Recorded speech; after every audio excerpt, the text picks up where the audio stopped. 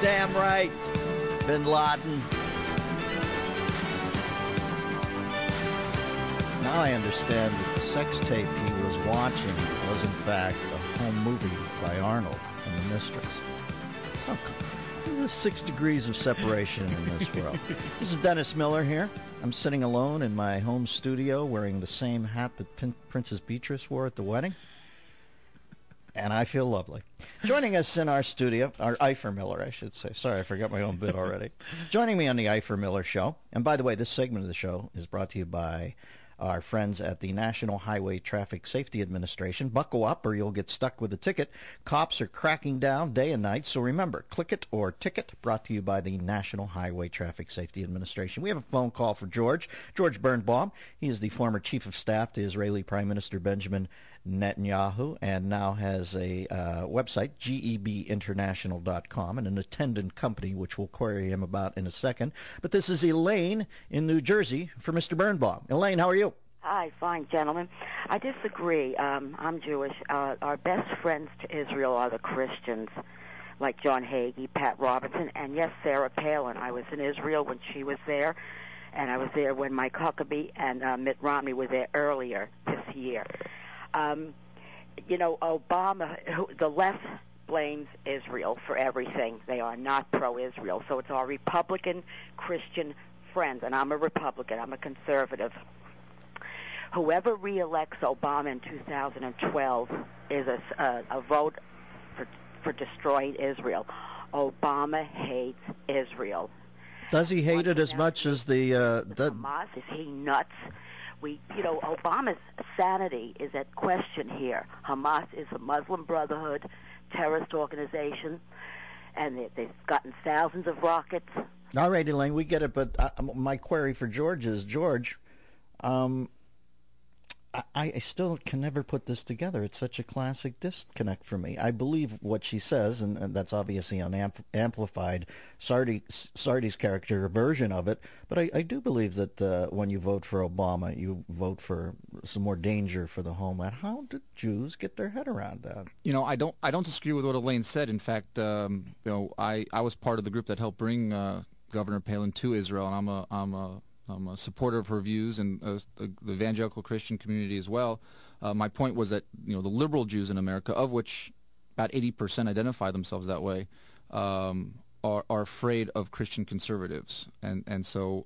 But I don't disagree with her at all, and it's sad. In fact, we did some survey research recently here in America among the Jewish community, Jewish voters, and Obama's reelect rate among that group is about 80%. I know. I mean, it's really trouble. I can't explain it. He might have lost some big money, though. That's all I can say. I do know money. some guys who made donations to him who are aghast at what's happened. But 80%, you say? Wow, yeah. Fascinating. It's difficult for me to understand that because I agree with what Elaine said that Obama is dangerous for Israel. Yeah. What freaks him out the most about the Christians? Because I'm sure the Christians sit there and I go, do you know you're not allowed to have tuna and milk together?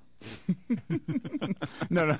Tuna milk is okay. It's the roast beef and milk. Oh, I see. I thought there was something with fish and milk, too. There's a lot of rolls over there. I love me some Jews, but I don't understand all the culinary things. 866-509-RAN is the phone number. 866-509-7268. Is it tuna and cheese? I remember I ordered tuna and cheese one night in a restaurant. The guy said I couldn't have it because it was a violation of some kosher thing. No? Wouldn't have happened. All right. Maybe he was just goofing on me. Maybe he was Al Qaeda. Maybe it's I was about to say maybe it's a halal thing. He was. It was Qaeda. So, you do love your Al Qaeda restaurants. Yeah, you're right. Hey, is George Mitchell Al Qaeda? No. George Mitchell, though, what do you see as he's our Mideast envoy? What do you see as the failures of George Mitchell? Well, he's now the former Mideast envoy. He actually quit, and when George Mitchell throws up his hands and says, "I can't take it anymore," something's wrong. Because he's the most patient man in the world. Conciliation is his métier. Listen, I mean, I think the problem is you've got two parties, one sitting across from the other, one saying, yeah, we want to make peace, the other saying, yeah, we want to kill you. And in that situation, Jesus couldn't bring the two together. No. So to ask that of George Mitchell or any other peace envoy is a ridiculous mission. It's a mission doomed for failure from the start. That sounds like my last salary negotiation with Westwood One, by the way. I remember it feeling a lot like that. And Sounds like my dating experience in college. Tell me about GEB International, Georgie. What are you doing now? You're a political consultant? Yeah, when someone gets crazy enough to want to run for president or prime minister of a country, they hire me, and we put together their campaign strategies and their messages and their overall communications, and kind of oversee the local campaign teams and help them run American-style campaigns in Eastern and Central Europe and other developing nations. Well, since that's the waterfront you're walking now, do you agree with me that Newt Gingrich, and I know that you're talking about elections over there, but I'm talking here, has he just gacked it? Is he out now? That was such a stupid thing he did over the weekend, wasn't it? Yeah. I mean, is it pull backable from there, from saying that Paul Ryan was participating in right-wing social engineering? I think he's a dead man running. Yeah, he definitely shot himself in both feet. Simultaneously. Let's go to Barry in Montreal. Barry, you're on with George Birnbaum. How are you? Hey, Bear. Hey, how's it going? Beautiful. You're on with George Birnbaum on the Dennis Miller Show. What do you got? Mr. Miller, first of all, I'd like to say what an honor it is to speak to you. I've been watching you since Saturday Night Live. Well, thank you. One of the greatest guys. I love watching you on O'Reilly. Now, Barry, did you know that George appeared on there under the name Jan Hooks? Do you have a question for him or Jan? Yes. The statement is, we recently, 2 weeks ago, May 2nd, had an election here in Canada where our Conservative government was given a resounding majority in our Parliament. Our Conservative government has been extremely pro-Israel.